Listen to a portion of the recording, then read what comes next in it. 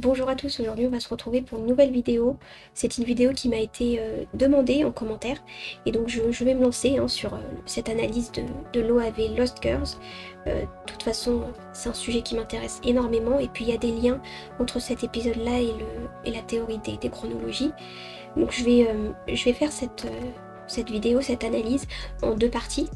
Le but final est de comparer la version animée et manga, mais dans cette vidéo aussi je vais me concentrer sur la version animée.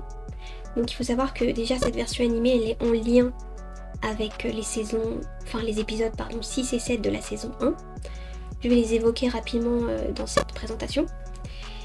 Donc on a l'OAV Lost Girl version animée et on a l'OAV Lost Girl version manga. Dans l'OAV Lost Girl version animée, on a toute une partie au début qui n'est pas présente dans la version manga. Et donc cette partie-là n'est pas comparable avec le manga. Et donc moi je vais me focaliser sur ce début de l'OAV version animée parce qu'il est bourré d'éléments symboliques, etc. et d'éléments qui peuvent être en lien avec la théorie des chronologies. Et dans une deuxième partie, je vais me concentrer sur la comparaison entre les versions animées et manga. Mais là pour l'instant c'est vraiment que la version animée. Je tiens à le préciser pour pas que vous confondiez tout. Ensuite, je vais directement rentrer dans le vif du sujet, en commençant par vous resituer en fait le contexte dans lequel on se trouve au début de l'OAV Lost Girls version animée. Donc, au tout début, on se situe au niveau au moment de la récupération du mur Maria, qui je vous le rappelle est à la fin de la saison 3. Et donc on voit quand il tue les titans en fait qui sont entre le mur Maria et le mur Rosa. Donc il débarrasse cette zone on va dire de tous les titans. Et on nous montre ensuite les trois personnages principaux. Mais le plus important c'est Mikasa parce qu'on va directement se focaliser sur Mikasa. En fait on bascule dans les pensées de Mikasa qui est en train de se demander en fait qu'est-ce qu'Eren fera après qu'ils aient repris le mur Maria et Shiganshina. En fait, elle a peur de le perdre et elle sent qu'elle va le perdre. Puis tout d'un coup, on a un papillon bleu qui apparaît et Mikasa le voit clairement.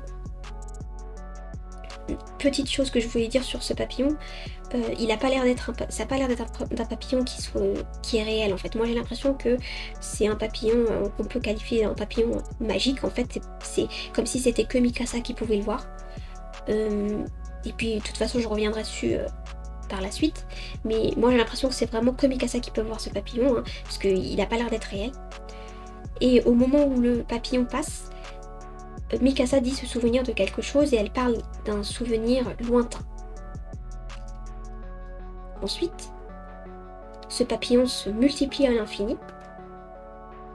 Pour moi, je me dis que ça voudrait dire que finalement il y aurait plusieurs souvenirs qui se mélangent en fait dans la tête de Mikasa, et donc par extension il y aurait plusieurs chronologies, et par plusieurs chronologies je veux dire plus que 3, malgré que moi quand je vous ai expliqué la théorie des chronologies j'ai cité 3 chronologies, mais à mon avis il y en a bien plus que ça, voilà, sauf que les autres on les connaît pas, donc ça sert à rien d'en parler vu qu'on les connaît pas. Mais là s'il y en avait que 3, ils nous auraient montré 3 papillons, or là on voit bien qu'il y en a une infinité, ou alors peut-être pas une infinité de chronologies, mais une infinité de possibilités de chronologie. Elles ont peut-être pas toutes existé. Voilà, il y a peut-être une nuance à mettre là-dessus. Ensuite, voilà commence ce fameux souvenir de Mikasa dont on nous parle finalement. Là, on part vers une scène où Mikasa est enfant. Au tout début, on nous montre un papillon qui, là, vous voyez bien, est beaucoup plus réaliste que le papillon bleu. Donc ça, c'est un papillon réel que tout le monde peut voir, à mon avis en tout cas. Et ce papillon, il se fait manger par une menthe religieuse. C'est important, c'est un détail qui sera différent en fait par la suite, donc c'est important de le retenir. C'est pour ça que je vous ai montré l'image. Ensuite, donc je vous ai dit, on est dans l'enfance de Mikasa, et plus précisément, le jour où les parents de Mikasa vont être assassinés. Mais moi je précise un truc, c'est que pour moi ce qui est important dans cette journée-là, c'est même pas le fait que les parents de Mikasa se soient fait assassiner, mais c'est plutôt que c'est le jour où Mikasa va rencontrer Eren pour la première fois. Tout simplement parce que le docteur Yeager, le père d'Eren, va décider de présenter Eren à Mikasa pour qu'ils se fassent des amis, etc. Donc c'est vraiment le jour où Mikasa rencontre Eren, et pour moi le fait que ses parents meurent, c'est pas un détail, hein. C'est parce que ça a traumatisé Mikasa, mais c'est une possibilité. C'est une possibilité, c'est-à-dire il y a une possibilité où ses parents meurent, il y a une possibilité que ses parents ne meurent pas, et dans les deux cas, enfin, la réalité, les événements seront différents bien sûr, voyez. Mais le plus important c'est vraiment le fait qu'elle ait rencontré Eren ce jour-là, j'insiste. Et je reviendrai je pense dessus, même dans la deuxième partie, je conclurai par ça parce que c'est vraiment important. Donc là, je vous l'ai déjà dit, c'est vraiment juste avant le meurtre des parents de Mikasa. Donc à droite, c'est les brigands qui vont tuer les parents de Mikasa. Et cette scène-là, Mikasa adulte s'en souvient dans la saison 1, épisode 6, si ça vous intéresse de comparer. Alors ensuite, quand les brigands toquent à la porte et que, en gros, ils sont sur le point de tuer les parents de Mikasa, tout d'un coup, on a un zoom sur son œil, là, c'est pour ça que je vous ai montré. Et on nous montre ensuite tout un tas de souvenirs. Alors là j'ai mis souvenirs du futur parce que c'est des souvenirs, c'est littéralement des souvenirs du futur. C'est des souvenirs qui vont se passer après que les parents de Mikasa vont être assassinés. C'est tout ce qui se passe après. Donc ça va partir du moment où Mikasa rencontre Eren, dans ces conditions-là. En fait, Eren va la sauver. Donc ça c'est comme ça qu'elle la rencontre dans l'animé finalement. Et ça va se terminer. Cette série de souvenirs qu'on nous montre, ça va se terminer au moment où Mikasa croit que Eren est mort, puisque Armin lui-même croit qu'il est mort, croit avoir assisté à sa mort. Et donc c'est marrant que le début de ses souvenirs, ce soit la rencontre avec Eren, et la fin, ça soit le moment où elle croit qu'il est mort, sachant que si Mikasa croit qu'il est mort, c'est ce qui compte en fait. On va partir du principe qu'il est mort parce que c'est Mikasa qui décide, ça traverse son point de vue qu'on voit cet épisode-là. Donc si elle croit qu'il est mort, on va dire c'est comme s'il était mort, même si nous on sait qu'il n'est pas mort bien sûr. Et donc ça veut dire qu'en gros le début de cette réalité c'est quand elle a rencontré Eren, et la fin c'est quand il meurt, ou quand elle croit qu'il est mort. En l'occurrence ici elle croit qu'il est mort mais il n'est pas mort. Ensuite, donc comme elle croit qu'il est mort, elle est désespérée, elle est limite sur le point de se faire attaquer par un titan pur. Et là on nous montre un papillon, le même papillon bleu que tout à l'heure, mais qui est posé sur une grenade. Donc je vais revenir sur la symbolique de la grenade pour commencer, avant de m'intéresser au papillon plus en détail. Donc cette grenade, quand j'ai fait des recherches sur internet, la première chose que j'ai vue, c'est que c'est un symbole de résurrection et de vie éternelle. Ce qui là encore, comme par hasard, est en lien avec la théorie des chronologies, puisque la théorie des chronologies, elle suppose que Mikasa, elle ramène à la vie Eren dans une autre réalité. Et à chaque fois, elle essaie de le maintenir en vie en fait. Et donc du coup, c'est en quelque sorte une forme de résurrection, on est bien d'accord. Là, je trouve ça que c'est quand même marrant qu'ils nous aient mis une grenade, quoi, alors qu'ils auraient pu mettre une banane, je sais pas, n'importe quel fruit, mais celle-là, quoi. En plus, c'est pas anodin, c'est que c'est vraiment, j'ai vu, il y a certains tableaux de la mythologie grecque, par exemple, qui représentent des scènes de la mythologie grecque, où on a en fait cette grenade. Donc c'est pas une symbolique qui est inconnue, c'est vraiment une symbolique qui a été utilisée même dans les tableaux, quoi. C'est pas n'importe quoi non plus. Ça mérite de se pencher sur la symbolique. Et puis qu'est-ce qu'elle fout là en fait, cette grenade au plein milieu des rues, enfin c'est quand même un peu bizarre. Et oui, et donc du coup, justement pour en terminer avec cette symbolique de la grenade, je voulais comparer en fait l'OAV Lost Girls et la saison 1 épisode 7 où on voit aussi cette grenade. Ce qui est fou parce que c'est un détail. Quand je reprends la scène où Mikasa est abattue et parce qu'elle croit que Eren est mort, ben on voit cette grenade. Donc c'est quand même fou que ce détail-là il l'ait remis dans l'OAV en fait. Pour moi ça veut dire que c'est important, parce que c'est qu'une grenade, si c'est pas important, il l'aurait pas mis. Et donc non seulement on retrouve cette grenade dans l'épisode 1 de la saison 7, mais c'est pas la même grenade, je vais vous montrer. Dans le saison 1 épisode 7, cette grenade elle est entamée. Alors que dans l'OAV Lost Girls elle est entière. Pour moi c'est comme si en fait ça symbolisait le fait que Mikasa elle avait déjà utilisé son pouvoir de résurrection. Après, j'irai pas plus loin parce que sinon après c'est trop théorique. Mais c'est bizarre qu'ils nous aient mis le même fruit, mais avec une nuance, en fait. Je trouve que ça peut pas être dû au hasard, en fait. Ensuite, je vais en finir là pour la grenade, et je vais m'intéresser au papillon, donc, qui pour moi, je vous l'ai dit, c'est un papillon magique, en fait, c'est pas un papillon réel. Et le papillon est le symbole de la métamorphose et du changement. Mais là, c'est logique, c'est même pas comment dire, une interprétation philosophique. C'est logique puisque le papillon se transforme en fait au cours de sa vie. Il passe de la chenille au papillon, donc c'est vraiment le symbole du changement. Ce que je voulais dire aussi par rapport à ce papillon, c'est qu'on a l'impression que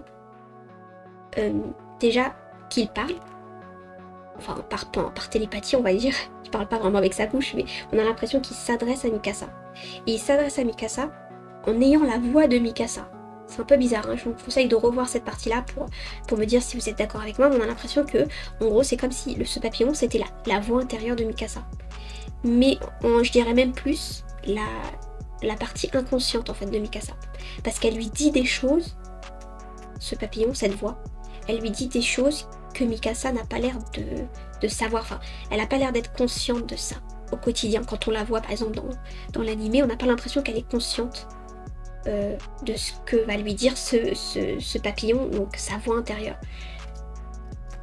Je vais résumer, donc du coup voilà, ce papillon parle avec la voix de Mikasa, donc pour moi c'est comme s'il représentait, je vous ai dit la voix intérieure de Mikasa, mais la partie inconsciente, et donc du coup, comment dire, vu que le papillon, je vous ai dit tout à l'heure que c'était symbole de changement, et que ce papillon là représente Mikasa, ça voudrait dire que Mikasa elle a le pouvoir de changer la réalité. Ouais, sinon ils auraient pas mis... Enfin, en tout cas, moi ça me paraît logique comme réflexion. Et donc du coup maintenant, qu'est-ce que dit ce papillon, qu'est-ce que dit cette voix intérieure de Mikasa? En fait, en gros, elle est en train de dire à Mikasa, en fait c'est comme si la partie inconsciente de Mikasa disait à la partie consciente de Mikasa qu'elle avait un pouvoir en fait. Et son pouvoir en fait c'est de tout refaire. Là, je vais tout simplement vous lire. Si tu n'aimes pas cette réalité, tu as le pouvoir de tout refaire. Tu n'as qu'à choisir le début. Cependant, tu ne pourras pas empêcher la mort d'Eren, car Eren, et après il n'y a pas de suite en fait. Il y a quelque chose avec Eren qui fait qu'elle ne peut pas empêcher sa mort apparemment. Donc là il y a deux éléments important, déjà elle a le pouvoir de tout refaire, donc elle a le pouvoir de tout recommencer finalement, et donc c'est en lien avec le délire de la résurrection là. Et aussi ce qui est important, c'est le fait que elle choisit le début, c'est le début qui est important. Ça c'est quand même extraordinaire, c'est le début qui est important. Je reviendrai sur cette notion de début là tout de suite après, mais avant je voulais revenir sur le cependant tu ne pourras pas empêcher la mort d'Eren. Donc inconsciemment, et je vous ai dit la partie inconsciente de Mikasa pour moi c'est le papillon, mais inconsciemment Mikasa elle sait qu'elle peut pas empêcher la mort d'Eren en fait. Et donc tout ce qu'elle peut faire, donc son objectif pour moi, même si c'est pas très conscient tout ça, son objectif c'est de garder Eren à ses côtés le plus longtemps possible. Là je vais faire une digression. Pour moi, elle va tenter différentes réalités en changeant le début. Et son but c'est de vraiment faire en sorte à ce que Eren vive le plus longtemps possible. Bon, elle dans l'idéal elle voudrait que Eren ne meure pas, mais c'est impossible. Donc du coup elle veut le maintenir en vie le plus longtemps possible. Donc à mon avis au début, les réalités qu'elle a dû tenter au début, ou du moins qu'elle a dû imaginer au début, parce que je sais pas si toutes les réalités qu'elle imagine ont réellement lieu, je sais pas. Mais en tout cas les réalités qu'elle a pu concevoir dans son esprit ou qu'elle a pu réellement mettre en place, au début elle devait être moins efficace qu'après, c'est-à-dire que plus elle avance dans ses réalités, plus elle arrive à maintenir Eren en vie le plus longtemps possible, en changeant, encore une fois, le début. Voilà. Là je voulais juste remettre la phrase et revenir sur la notion de le début. Qu'est-ce que c'est que le début finalement? Pour moi le début c'est le jour de la rencontre avec Eren. C'est pour ça que tout à l'heure je vous ai dit que le plus important dans cette fameuse journée où les parents de Mikasa meurent, c'est pas le fait que les parents de Mikasa meurent, c'est le fait que Eren et Mikasa se sont rencontrés. C'est ça en fait qui est important. Et d'ailleurs ça me fait penser à quelque chose dont j'avais pas pensé quand j'ai fait le diaporama. À un moment, dans l'épisode des souvenirs de l'avenir, Eren dit, quand il parle à son père dans la grotte là, il lui dit que c'est par toi que tout a commencé. Bah, je sais pas, cette phrase-là, elle me fait aussi penser à cette scène de rencontre avec Eren, parce que c'est le docteur Jaeger, comment il s'appelle déjà, j'ai oublié, Grisha, non, je sais pas. Et enfin, on va dire, c'est grâce à cause du père de Eren que Eren a rencontré Mikasa. Parce que le père d'Eren voulait qu'il rencontre Mikasa pour se faire des amis parce qu'il n'avait pas d'amis. Donc cette rencontre-là, elle s'est faite grâce à son père. Donc, donc du coup, la phrase c'est par toi que tout a commencé, que Eren dit à son père, elle prend son sens aussi en lien avec cet épisode. Je sais pas si vous me suivez. Donc du coup, comme je vous ai dit, un début différent égale une réalité différente. Enfin, c'est pas moi qui le dis, c'est le papillon. Un début différent égale une réalité différente. Donc en gros, il faut que le jour où Mikasa rencontre Eren soit différent. Ce qui se passe dans cette journée, il faut que ce soit différent pour que ensuite tous les événements qui en découlent soient différents et donc au final on obtienne une réalité qui est différente. Donc là je pense que ce sera une de mes dernières, ouais, c'est ma dernière diapo.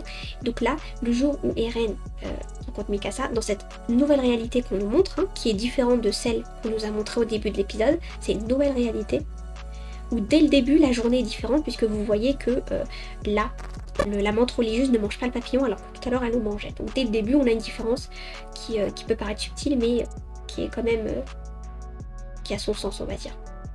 Et donc là, si vous vous souvenez de l'épisode, cette réalité elle est complètement différente de celle qu'on connaît dans l'anime. Donc je vais m'arrêter là et je vais comparer du coup la version animée de l'OAV Lost Girls et la version manga dans une prochaine vidéo. Donc voilà pour cette analyse du jour. J'espère qu'elle vous aura plu. Si vous avez des questions ou des suggestions, n'hésitez pas à les mettre en commentaire. En attendant, moi je vous dis à bientôt pour une prochaine vidéo.